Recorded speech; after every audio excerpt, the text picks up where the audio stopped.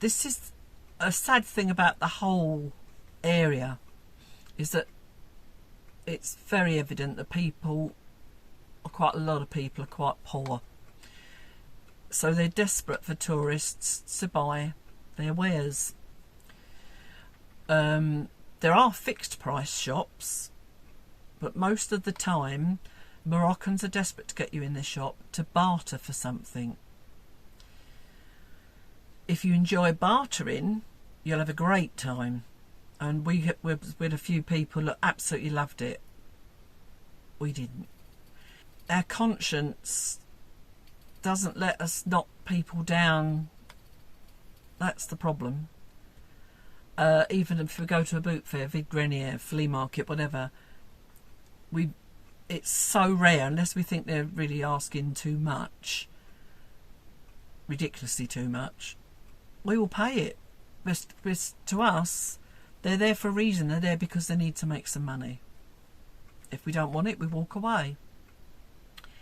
But as it turned out, I mean, we were told by the reps on site that never offer any more than 30% of what they tell you the price is, which was quite a shock. That's not a lot, is it? 30% of, although it probably is still to them, I just feel like it's taking advantage, but we're probably not. We did go to one shop not far from the site. It was early on and we hadn't yet learnt this, so we went in.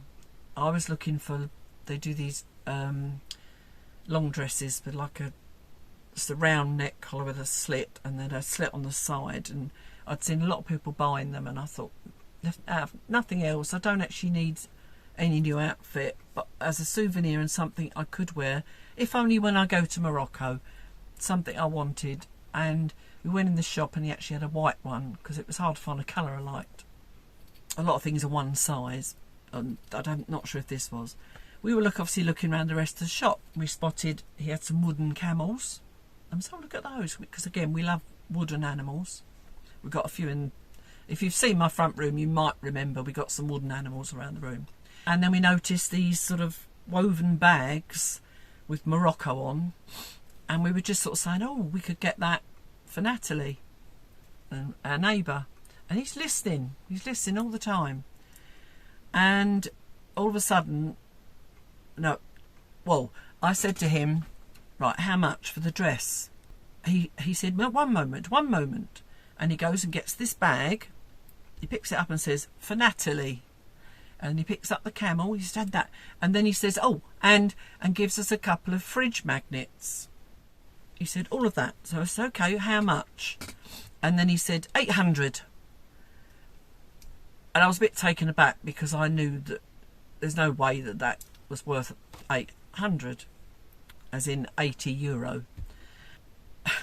Obviously, something sometimes is worth what you want to pay. But I just got it in my head about people saying that they're going to ask you for more than you actually should pay. And I said no. And before you get time to think, he says, okay. And he looks at Duncan and says, Madame is in charge, like that. I thought, I wish. And he gives me the calculator. He says, put in how much you want to pay. And I'm going. And so in the end, then because he can't wait, then he comes back, he says 700. And we're like rabbit in headlights. In the end, we said, okay, and we paid the 700, as in 70. At the same time, knowing it really should have been less than that. Anyway, so he bags it all up, and he makes a joke and walks off with me and says goodbye to Duncan, all this stuff, trying to make it all jolly. And then we walked away, and then we sort of looked at each other and says, we just got stitched up, didn't we? Anyway, so we said, won't be doing that again. We're not doing any more bartering. And although we did, when we went later on to the souk, we did barter a little bit over some sunglasses that Duncan wanted, and that was sort of okay. Bartering is not our thing, but if you like to barter, you're going to have a whale of a time. you go past the shops and the men are going, come, look, come see. And he said, you not buy, you come look. And you know they're going to pounce on you as soon as you get in the shop. Some shops will have a sign saying fixed price, no hassle, all this. And if they do, we're more likely to go in. And we did explain in one of the fixed price shops, and I thanked her and I said, thank you for not hassling me, and thank you for having prices, because it makes it so much easier, so much more comfortable. And even though she was Arabian? Anyway, Moroccan, she knew what I meant and understood.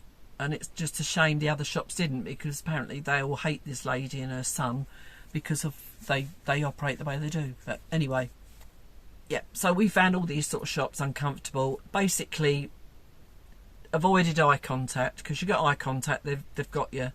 And a few times I ended up chatting to them, but thankfully it was just being friendly. We went to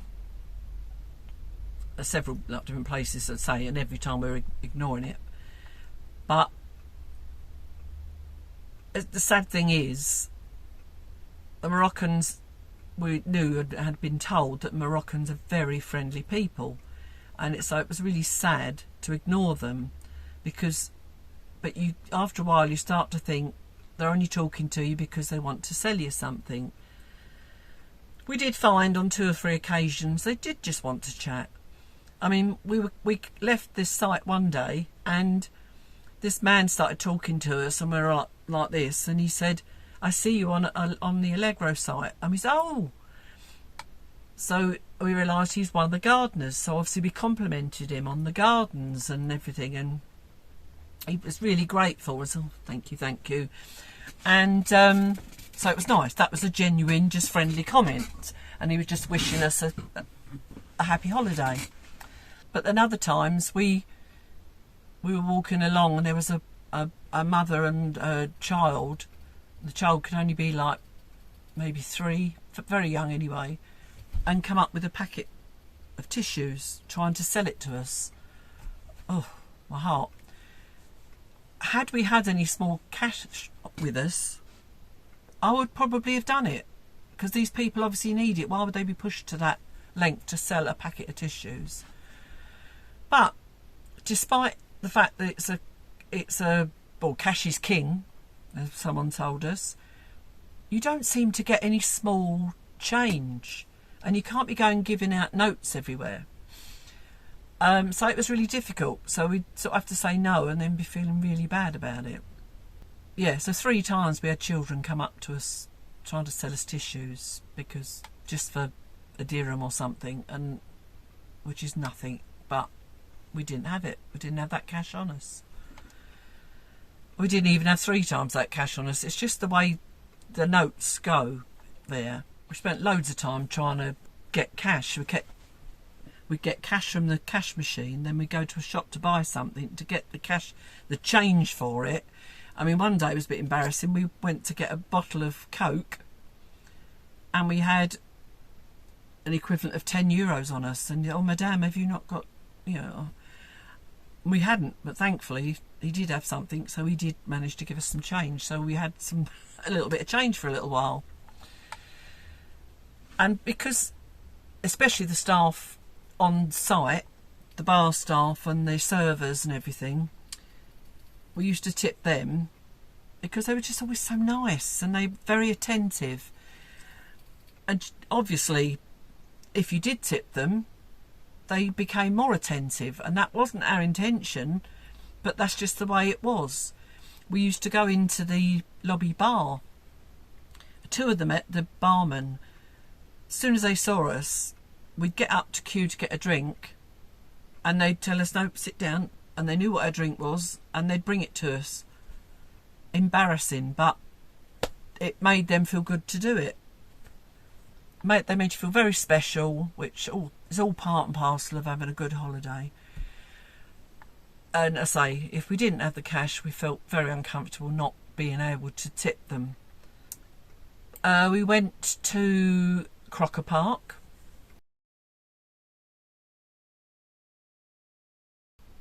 which was excellent.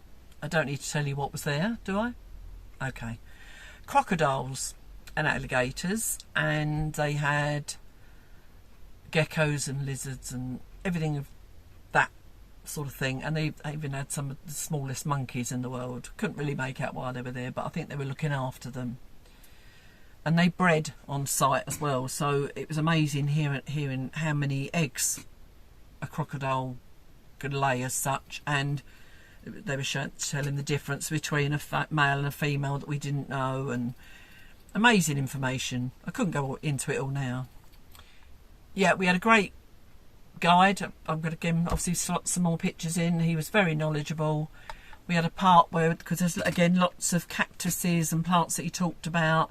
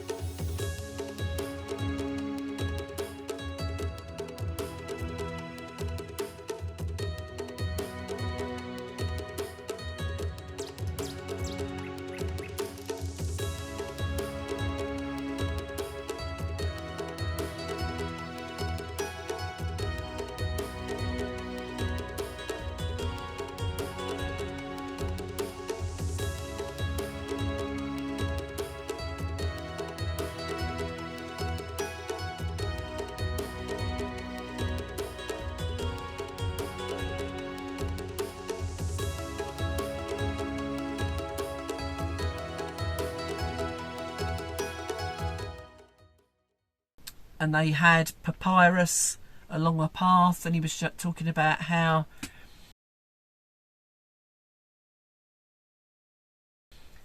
the Egyptians based the pyramids on the shape of the stem of the papyrus. Didn't know that. And then demonstrated, and I've got a little video of him showing how they made the paper. To make sure that the paper will not break, because we need to press it down to make it dry.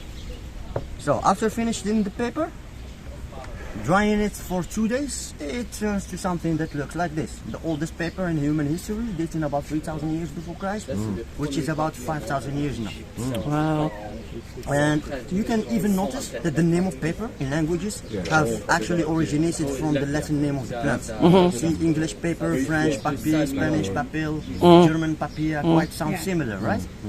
Because the original Latin name was papyrus, the name of the plants actually.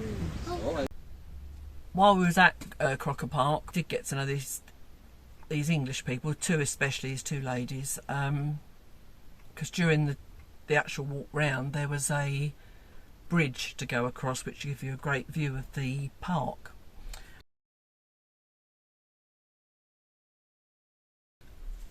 But we didn't realise it. He said at this great bridge, but it was like a rope bridge. And these two ladies that were with us, one was very, very nervous about it, and the other one managed to catch her skin. She got very thin skin, and she managed to catch it and had to get off. So she had to go back along the bridge again and get off. But her friend stayed on, and she was quite anxious and nervous about it. So Duncan was helping her to get across. There was 3 different ones, and they had different thicknesses of rope on the bottom of the bridge. I was nervous, but because they were anxious, it almost made me think, right, I can do it. And I did. So again, another good first experience. Keep going. It's not going anywhere. Yeah. I found it easier putting your feet across the 2 bumps to sort of balance a bit, yeah. You're right. Depends how big your feet though are, mine a bit bigger. Do you want help? Well, yeah, I'll be running across it.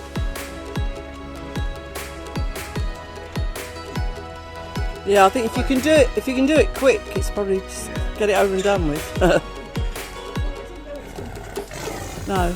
I've say I quite enjoyed it, especially when you get to the other end. You think, yeah, I did it. Everyone's taking pictures of you though, aren't they?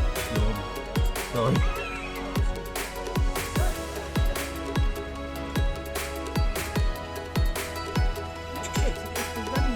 See? Definitely, yeah. Exactly. It gets. It's the two ends make it harder because they're getting down and then getting up.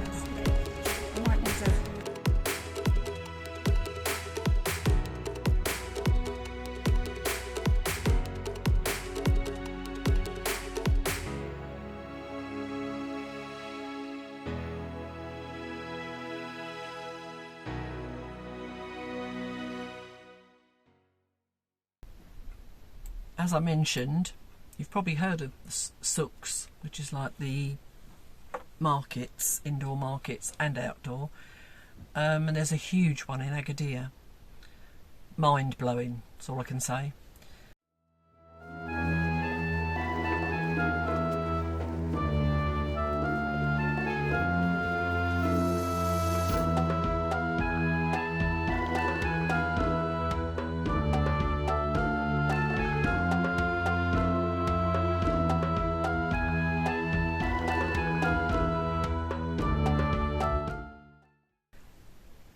It's absolutely rammed, like the shops, very narrow, quite very narrow little booths, if you like, absolutely rammed with stuff.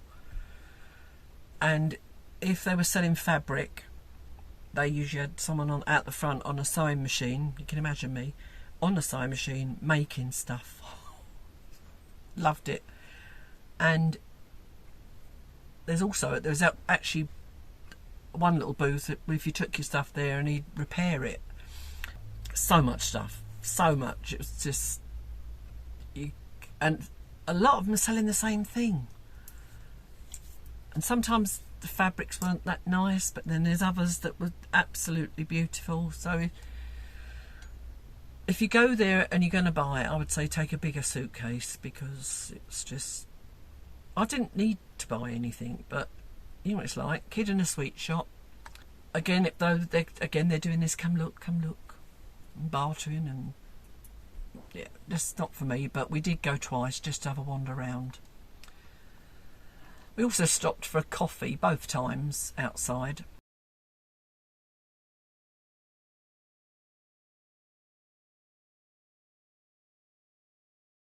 And I'll show you a picture, but I know it's a cup of coffee, but it's a memory for us.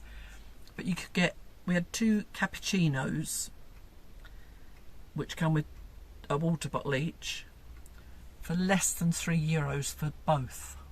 We couldn't believe it. We visited the marina, Agadir Marina, which is lovely. As you know, any marina's lovely because you've got all the boats sitting there, and it always looks lovely with the cafes and restaurants around it. That was a really nice visit.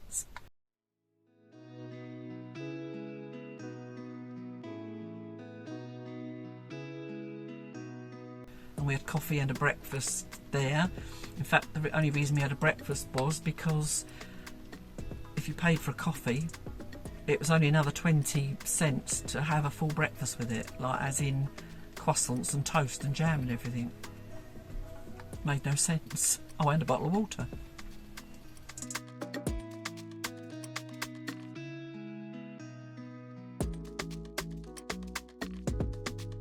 Oh, and of course there's fixed price shops there, so we had to wander around those, and the sales were on.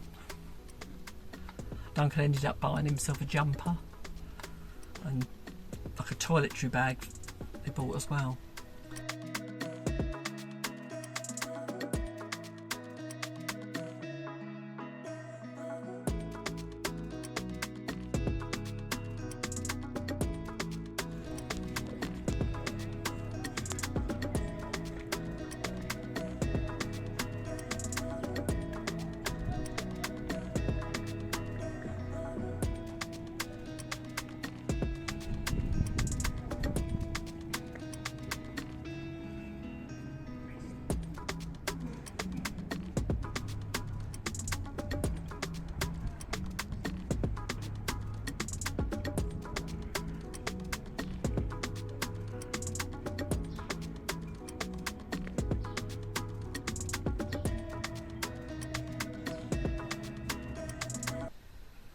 another day, in fact near the beginning of the holiday, we took the cable car to the Casbah, which is up on the hill, and it's ruins actually. And it's a fantastic views from the cable car and from the top, obviously from the Casbah.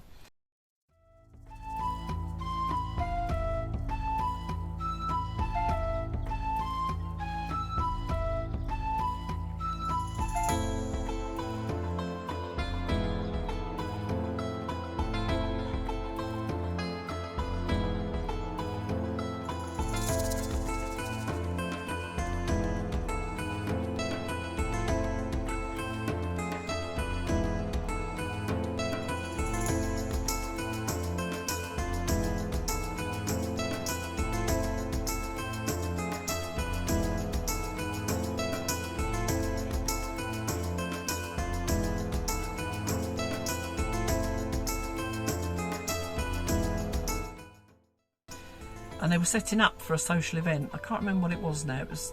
I think it was their New Year when we were there. Because I remember that night that we went there was lots of fireworks going off. But they were setting everything out beautiful with cushions everywhere. Again, you'll see in the pictures.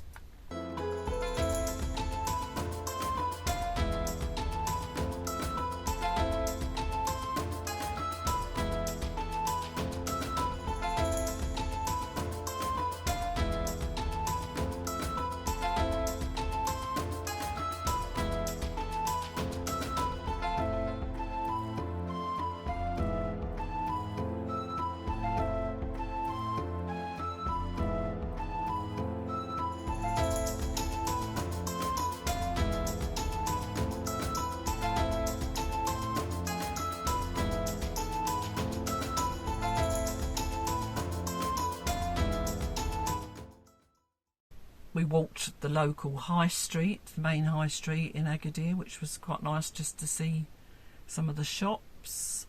We walked some of the parks, which are fairly new again, or probably all leading up to the World Cup again, we think.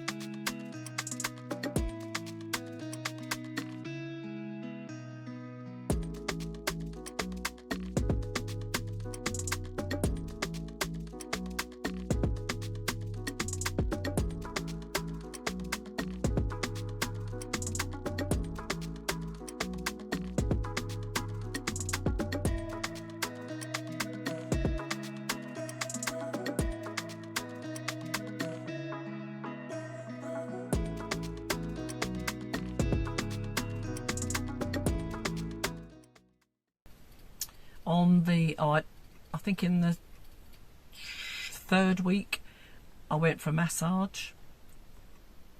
Really enjoyed that. I did come out feeling a bit like an oily chip because she'd used so much oil, and part of what I paid wasn't including shower and all that stuff. So lucky enough, the hotel wasn't far away, so I just got back and jumped in the shower. And then I had a pedicure the day before we left, and that was lovely as well. And bless her, the little girl that did my feet worked really hard. I had to give her a tip. We did spend a lot of time just chilling on site, which is very unusual for us. You'd probably tell from our other holidays that we're always on the go. But being that we had plenty of time this year, we didn't feel like that we had to be on the go all the time. Normally we're thinking that we should be doing something else. We can't waste that day. We've got to do something. Whereas we thought, oh, we could do that next week. And it was such a lovely feeling. So it was really good for both of us, especially Duncan. I can't remember the last time I saw him chilling. And he'd say he did the yoga every day, so he's never done it. So it was really good to see him doing that. Because I've always been trying to encourage him to do yoga to make him relax more. But who knows? He might if we can find a class. got a video that I've got of the flight home. I'll just put that on. It was just to show the weather each end, but it was a great flight and we got some fantastic views from the plane this time.